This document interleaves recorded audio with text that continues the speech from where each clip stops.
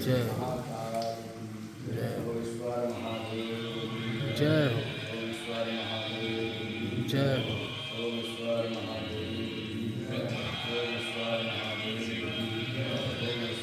जय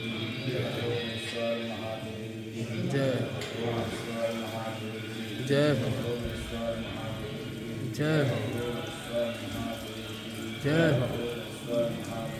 जय हो, जय हो,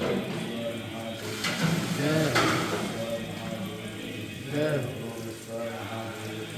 हो, जय हो, जय हो, जय हो, जय हो, जय हो, जय हो, ओम महादेव।